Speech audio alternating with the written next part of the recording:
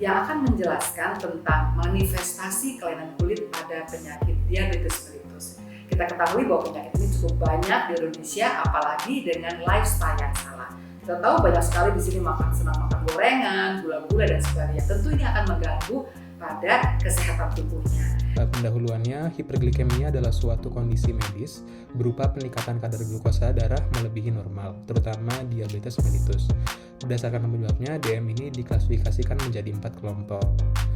Kemudian IDF International Diabetes Foundation menaruh Indonesia sebagai peringkat ke-7 dari 10 tertinggi kasus diabetes mellitus di dunia.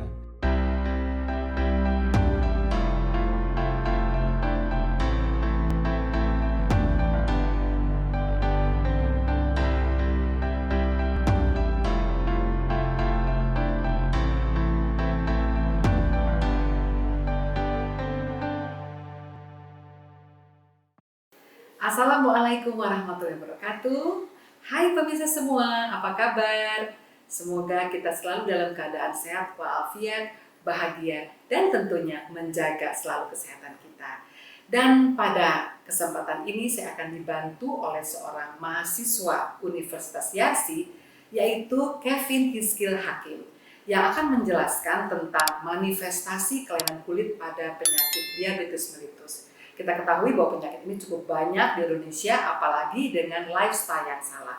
Kita tahu banyak sekali di sini senang makan gorengan, gula-gula dan sebagainya. Tentu ini akan mengganggu pada kesehatan tubuhnya. Dan kelainan kulit yang terjadi pada orang diabetes itu berbagai ragam. Salah satunya ada kelainan pada kulit kakinya, karena ada gangguan pada pembuluh darah kaki yang berwarna kulitnya itu bercak coklat dan dia ada bersisik yang disebut dengan dermopati diabetik. Dan tentunya bukan hanya itu saja kelainan kulit pada DM itu. Bisa karena infeksi bakteri, bisa infeksi jamur, dan kadang-kadang ada juga yang diawali dengan gatal-gatal pada waktu akan masuk menderita penyakit diabetes. Karena tentu sudah jelas gangguan pada pembuluh darahnya. Setelah itu ada juga gangguan pigmennya menjadi putih-putih yang disebut dengan vitiligo. Bisa jadi lepuh pada kulitnya karena terjadi iritasi, mudah sekali karena kulitnya kering, mudah terjadi iritasi. Dan juga ada yang tumbuh benjolan kuning di atas kelopak mata yang disebut dengan xanthomatosis ya, atau xanthoma, atau juga pada area lainnya yang disebut dengan xanthomatosis erupsi. Selain itu juga bisa terjadi kekakuan pada kulitnya, terutama pada daerah sendi ya, lutut, itu yang disebut dengan sklerosis. Juga ada kelainan yang bentuk bercak merah yang melingkar, namanya granuloma annulare ya. Dan juga bisa terjadi kehitaman di daerah leher yang disebut dengan akanthosis nigricans. Nah, untuk lengkapnya kita tunggu paparan dari Kevin Hiskil Hakim untuk menyampaikan paparannya dan diikuti sampai habis videonya. Terima kasih. Di sini saya akan memulai presentasi referat saya dengan judul Manifestasi Kelainan Kulit pada Diabetes Mellitus. Dibimbing oleh Dr. Nenden Subarna, kemudian oleh saya.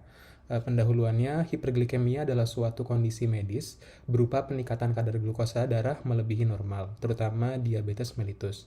Berdasarkan penyebabnya, DM ini diklasifikasikan menjadi 4 kelompok. Kemudian IDF International Diabetes Foundation menaruh Indonesia sebagai peringkat ke-7 dari 10 tertinggi kasus diabetes mellitus di dunia. Kemudian pada data Riskesdas 2018, prevalensi nasional sekitar 8,5% atau sekitar 20,4 juta orang Indonesia terdiagnosis dengan diabetes mellitus. Pasien DM sering mengalami komplikasi akut dan kronis yang serius hingga kematian. Kemudian pada manifestasi kelainan kulit berhubungan dengan penyakit sistemik, itu salah satu dibagi menjadi 2, yaitu ada dermatosis yang menyebabkan keterlibatan sistemik dan manifestasi kutan akibat penyakit sistemik. Di mana terdapat yang namanya dermadroma, yaitu dapat bersifat spesifik ataupun non-spesifik. Di dalam praktik terdapat kelainan kulit yang dapat menjadi petunjuk adanya penyakit sistemik, misalnya pada diabetes mellitus. Kelainan kulit yang timbul pada penderita DM dapat terjadi pada DM tipe 1 maupun DM tipe 2. Nah, di sini tinjauan pustakanya, diabetes mellitus merupakan suatu kelompok penyakit metabolik dengan karakteristik hiperglikemia yang terjadi karena kelainan sekresi insulin kerja insulin ataupun keduanya. Kemudian diabetes mellitus ini diklasifikasikan menjadi tadi ada 4. Yang pertama di sini dari DM tipe pertama, di mana terjadi kerusakan pada sel beta pankreas, yang mana sel beta pankreas ini berfungsi untuk memproduksi insulin, sehingga pada pasien DM tipe 1 tidak diproduksi insulin yang mencukupi, sehingga menyebabkan kenaikan kadar glukosa dalam darah. Bisa dilihat dari gambarnya di sini, ketika perut mengubah makanan menjadi glukosa, kemudian glukosa masuk ke dalam pembuluh aliran darah, kemudian pada yang seharusnya pankreas ini menghasilkan banyak insulin, tapi disebabkan dari DM tipe 1 ini, di mana terdapat terjadinya kerusakan sel beta pankreas, menyebabkan hasil dari insulin itu sedikit ataupun tidak sama sekali. Kemudian si insulin ini masuk dalam aliran darah atau tidak sama sekali. Kemudian akhirnya menyebabkan glukosa yang tadi sudah masuk dalam aliran darah itu menumpuk di dalam darah, karena tidak bisa diolah menjadi energi akibat kekurangan dari insulinnya tersebut. Kemudian pada DM tipe 2 terjadi penurunan sekresi insulin pada kelenjar pankreas, yang nantinya menyebabkan kenaikan pada jumlah gula di dalam darah. Nah, seharusnya insulin dikeluarkan oleh pankreas ke peredaran darah, tapi di sini terjadi salah satunya ada faktor dari contohnya obesitas ataupun faktor hereditas dan faktor lainnya yang menyebabkan terjadinya resistensi di insulin, di mana ketika terjadi resistensi insulin ini organ-organ atau sel-sel atau bagian-bagian lain dari dalam tubuh ini tidak dapat menggunakan glukosa karena si insulinnya ini tidak dapat bekerja. Contohnya pada otot yang tidak dapat mampu menggunakan glukosa karena resistensi insulin. Kemudian juga otot tidak mampu menggunakan glukosa karena resistensi insulin tersebut. Kemudian ada DM tipe yang ketiga, tipe gestasional, yaitu ditandai dengan kenaikan gula darah pada selama masa kehamilan. Kemudian ada diabetes mellitus tipe spesifik lain seperti sindroma diabetes monogenik, penyakit eksokrin pankreas, obat ataupun zat kimia. Nah, kemudian abnormalitas insulin ataupun peningkatan glukosa darah, yang mana di sini menyebabkan gangguan metabolisme, vaskular, neuropatik, dan imunologik yang menyebabkan mengganggu sistem kardiovaskular, ginjal, sistem saraf, mata, dan kulit. Nah, pada pasien DM terjadi di mana perubahan metabolik berupa hiperglikemia atau peningkatan dari kadar gula dalam darah dan hiperlipidemia, yaitu peningkatan lipid dalam darah yang menyebabkan manifestasi pada kutaneus atau kulit. Kemudian kerusakan progresif dari sistem vaskular menyebabkan juga kerusakan progresif pada sistem vaskular, neurologis, imunologis, ini berkontribusi signifikan pada kelainan kulit. Nah, di mana contohnya pada hiperglikemia menyebabkan akselerasi glikolisasi non-enzimatik dari struktural dan protein regulator termasuk protein kolagen yang menyebabkan pembentukan advanced glycation end products yang menurunkan solubilitas asam dan pencernaan enzimatik dari kolagen kulit. Contoh penyakitnya adalah dari peningkatan dari AGES ini, yaitu adalah diabetic skin. Kemudian pada hiperglikemia dan ketoasidosis dapat menyebabkan menurunnya kemampuan sel darah putih dalam kemotaksis, fagositosis, dan kemampuan bakterisidal yang meningkatkan kemungkinan infeksi pada kulit. Kemudian pada hiperinsulinemia pada DM tipe 2 berupa resistensi insulin berkontribusi pada manifestasi kulit, yaitu insulin berlebih bereaksi dengan reseptor insulin-like growth factor 1, di mana yang merupakan mediator proliferasi epidermal abnormal. Nah ini menyebabkan akantosis nigricans. Nanti kita lihat di slide selanjutnya. Kemudian pada defisiensi insulin berupa menyebabkan gangguan metabolisme lemak, menyebabkan meningkatnya kadar lemak dalam darah berupa hipertrigliseridemia yang dapat menyebabkan manifestasi kulit berupa xanthoma eruptif. Kemudian pada pasien DM juga mengalami kadang ada namanya makroangiopati dan mikroangiopati yang berkontribusi signifikan terhadap komplikasi kutaneus melalui peningkatan permeabilitas dinding pembuluh darah, penurunan respon vaskular terhadap inervasi simpatis, dan penurunan kemampuan untuk merespons stres termal dan hipoksemia. Nah, kelainan kulit pada DM tipe 1 di sini pertama ada namanya periungual telangiectasis. Itu berupa telangiectasis linier pada kukunya yang di sini menghilangkan capillary lobes dan dilatasi kapiler yang masih ada. Di sini lihat pada bagian kuku bagian arah proksimal terdapat dilatasi dari kapiler yang terlihat semakin agak erytem, semakin memerah. Kemudian gejalanya biasanya berupa lipatan kuku yang proksimal yang membesar dengan eritema. Terus ada teleangiektasianya ditunjukkan pada panah di sini. Kemudian terdapat trombosis, kutikula memanjang dan nyeri dan kadang pasien juga mengeluhkan nyeri pada ujung jari. Kemudian yang kedua ada nekrobiosis lipoidika yang awalnya berupa papula merah, coklat atau nodul. Kemudian lesinya itu dapat mendatar disertai dengan area kuning atau jingga di tengah yang menjadi atrofi. Di sini terlihat agak sedikit mencekung. Terus kadang juga terdapat telangiektasis dengan karakteristik kilau glacis porcelain. Kemudian biasanya batasnya berwarna keunguan dan tidak teratur yang dapat menonjol dan mengeras. Biasanya lokasi terseringnya di pretibialis anterior, dapat juga terjadi pada pergelangan kaki, betis, paha, dan kaki. Nah, ini contoh gambar lainnya. Pada gambar A, sebuah plakat oranye tunggal dengan atrofi epidermis atasnya dan arborizing telangiektasis. Terlihat di kaki bagian bawah pasien dengan diabetes mellitus. Kemudian juga pada lesi yang pada gambar B ini, gambarnya lebih tua dengan atrofi pada bagian sentralnya yang mencolok yang melibatkan dermis dan epidermisnya. Kemudian kelainan kulit yang ketiga ada bulos diabeticorum atau diabetika bula. Itu berupa bula besar dan utuh, non-inflamasi asimptomatik muncul secara spontan. Bentuknya seperti ini, lokasinya biasanya di dorsal atau lateral dari tungkai bawah, ataupun di telapak kaki, punggung tangan, dan jari-jari pada dasar yang tidak meradang. Jika pecah, ini erosinya akan merah cerah dan sembuh setelah beberapa minggu.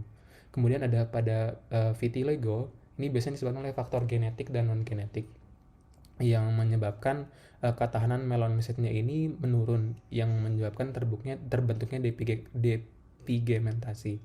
Nah, itu berupa makula-makula putih seperti ini.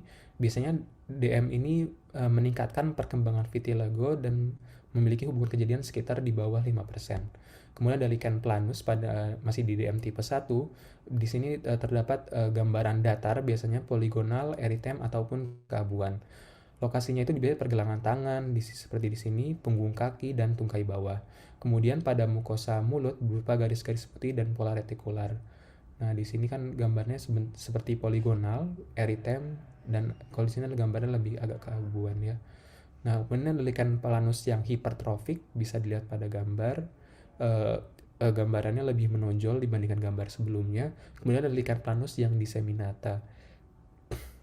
Ukurannya sekitar miliar ke lentikular dan tersebar secara difus. Kemudian kelainan kulit pada DM tipe 2. Nah, ini ada tampak kuku kuning, itu tampak nyata pada ujung kuku ibu jari kaki biasanya. Dan biasanya pada pasien yang lanjut atau pada pasien dengan onychomycosis. Untuk contoh gambarnya saya tidak ada. Kemudian pada skin tick diabetik. Nah, skin tick diabetik yang tadi yang terkait dengan peningkatan dari AGES, AIDS, berupa limited joint mobility atau dikenal juga dengan cheiroarthritopathy ataupun scleroderma-like syndrome. Kelainan penebalan buku-buku jari atau knuckle sampai kulit sclerodermic seperti kulit ceruk. Lokasinya bisa di leher belakang, punggung atas, tangan, sendi, siku, lutut, dan kaki. Nah, rasa raba dan rasa nyerinya biasanya menurun pada daerah yang terkena. Kemudian dinilai bukan atrofi sejati sehingga ruang sendi itu tidak terlibat dalam proses peradangannya. Biasanya ditandai dengan prayer sign. Kulit mungkin tampak menebal, belilin, dan halus. Kalau dilihat dari sini tampak seperti prayer sign. Nah, kemudian yang ketiga ada acrochordon atau soft fibroma. Lesinya berupa tonjolan kulit yang kecil, menyempit pada dasarnya, dan ukurannya biasanya antara lebih dari 1 mm sampai dengan 10 mm.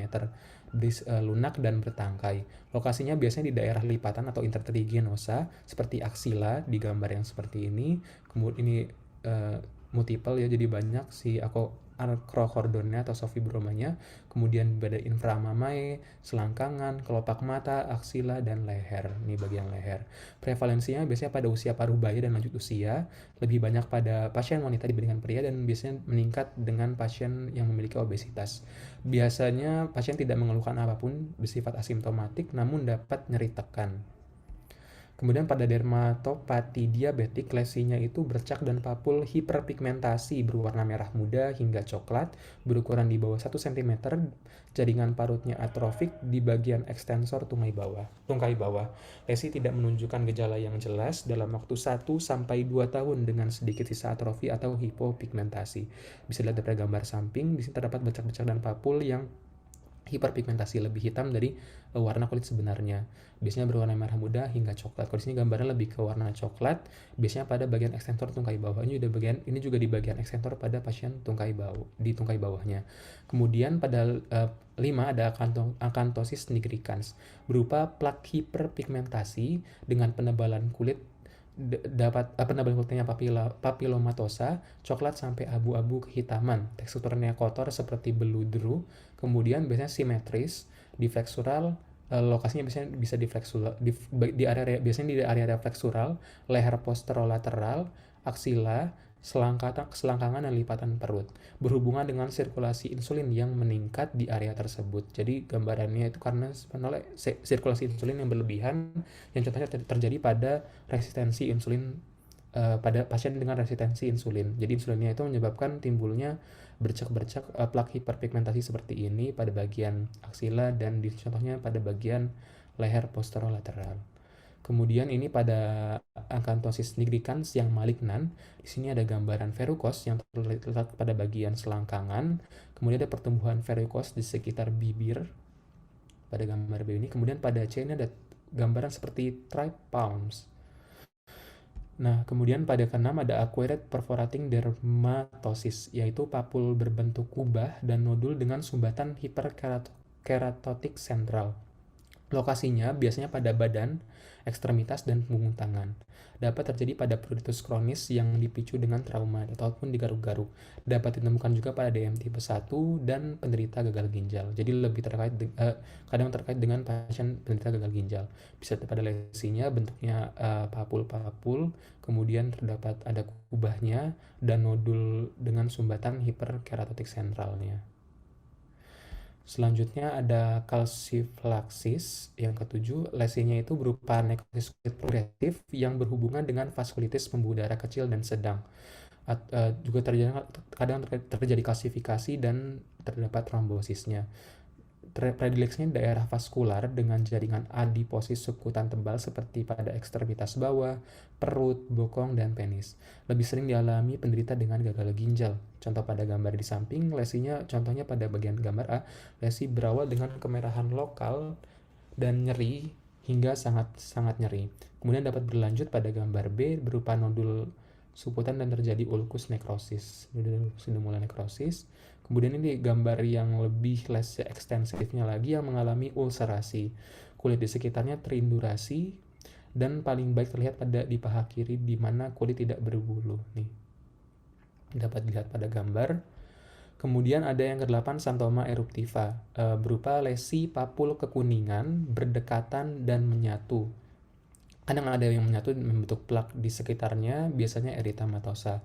Lokasinya biasanya di daerah ekstensor dan bokong.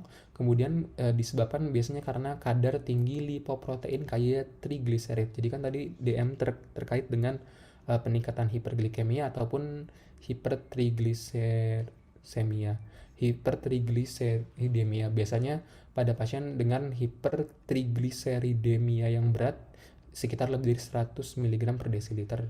DM ataupun pada pasien dengan DM yang tidak terkontrol ataupun juga DM yang tidak terdiagnosis.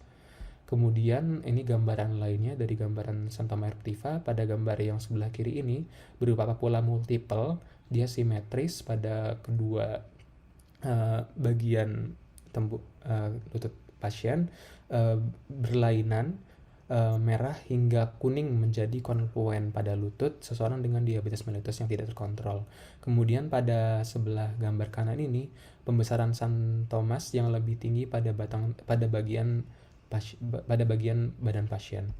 Kemudian ke-9 ada granuloma anulare yaitu berupa dermatosis dermis kronis yang sembuh sendiri dan biasanya asimptomatik, tidak bergejala pada pasien.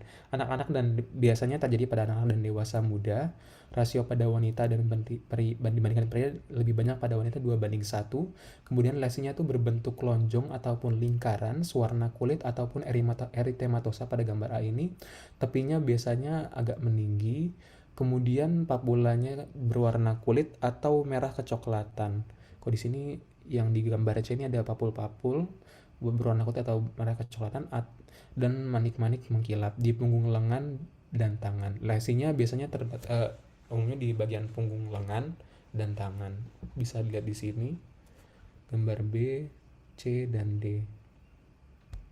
Kemudian yang kedua ada ulcus diabeticum, yaitu pembentukan kalus biasanya mendahului dari nekrosis dan kerusakan jaringan di atas tonjolan tulang kaki. Biasanya pada dekat ibu jari dan telapak kaki, di atas sendi metacarpophalangeal yang pertama dan atau kedua. Biasanya ulkusnya ini dikelilingi oleh cincin kalus dan dapat meluas ke sendi dan tulang di bawahnya. Komplikasinya adalah infeksi jaringan lunak dan osteomielitis.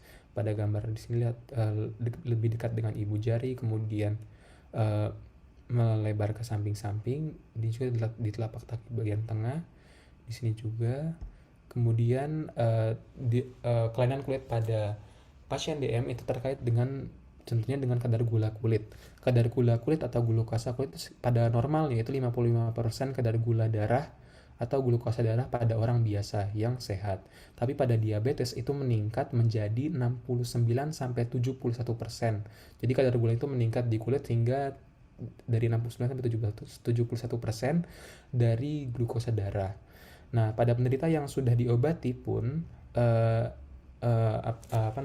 kadar gula kulitnya itu nggak sampai turun hingga 55% seperti pada orang normal, tapi masih melebihi dari 55%. Nah, gula kulit ini berkonsentrasi tinggi di daerah intertrigonasa atau lipatan dan interdigitalis, yang mana mempermudah timbulnya dermatitis, infeksi bakterial, terutama furunkel, ataupun infeksi jamur, terutama kandidosis.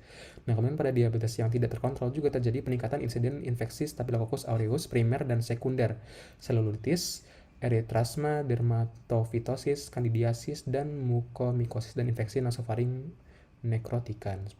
Kita bisa lihat pada gambar selanjutnya, ini gambar furunkel berupa nodul akut yang akut dalam merah dan panas, biasanya nyeri tekan ataupun kadang terdapat juga bisul yang berkembang dari folikulitis Staphylococcus. Ini contohnya pada gambar A, ada furunkel pada bagian bibir atas, lesinya ini noduler dan terdapat sumbat nekrotiknya yang sentral sehingga tampak seperti ada warnanya agak kekuningan, ditutupi oleh krusta purulent. Kemudian terdapat juga beberapa pustula kecil di sini terlihat di lateral dari pusat lesi ini. Kemudian pada gambar B beberapa furunkel di sini di bagian area lebih ke arah bokong. Nah, ini beberapa abses di bokong yang sudah lama berdiri pada seorang pria muda dengan penyakit radang osus.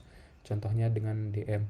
Nah, lesinya sembuh dengan jaringan parut. Jadi lesinya sembuh dengan jaringan parut setelah pemberian antibiotik sistemik yang berkepanjangan. Kemudian juga ini ada candidiasis cutaneus pada bagian intertrigenosa pada bagian bawah mamae pada wanita.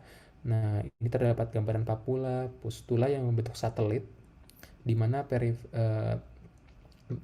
menyatu di tengah dan mengecil di sekitarnya, menciptakan kemudian ada area-area erosi yang luas di daerah submamarinya. Nah, kemudian pada pasien DM juga mengalami gejala berupa gatal-gatal atau pruritus, berupa keluhan yang sering tapi tidak selalu ada, tidak hanya pada pasien dengan hiperglikemi tetapi juga iritabilitas ujung-ujung saraf dan kelainan-kelainan metabolik di kulit. Lokasi utamanya itu biasanya di daerah anogenital seperti pruritus ani, vulvae, skroti, dan daerah-daerah intertrigenosa, terutama pada submama, pada perempuan, dan adipositas di bagian yang berlemak. Kemudian kadar glikogen pada epitel kulit dan vagina biasanya meningkat, menimbulkan diabetes kulit atau urbah. Kemudian dermatitis yang sering tampak bersama diabetes mellitus itu biasanya pada dermatitis yang biasanya dapat ditemukan dermatitis intertrigenosa dan submame yang seringkali disertai dengan kandidosis. Kemudian ada furunkolosis dapat timbul di mana-mana Sedangkan karbunkel biasanya berlokasi di bagian tengkuk. Kemudian juga ada psoriasis dan diabetes mellitus juga kadang-kadang terdapat bersama-sama pada satu keluarga. Jadi kadang bersifat herediter, baik itu psoriasisnya dengan diabetes mellitusnya. Kemudian ada komplikasi dermatologik pada pengobatan diabetes mellitus. Pertama ada misalnya pada pasien yang diberikan sulfonylurea dapat menyebabkan menyebabkan hipoglikemik yang nantinya dapat menimbulkan reaksi alergik. Misalnya pruritus, eritem, urtika, bahkan dermatitis generalisata dengan febris.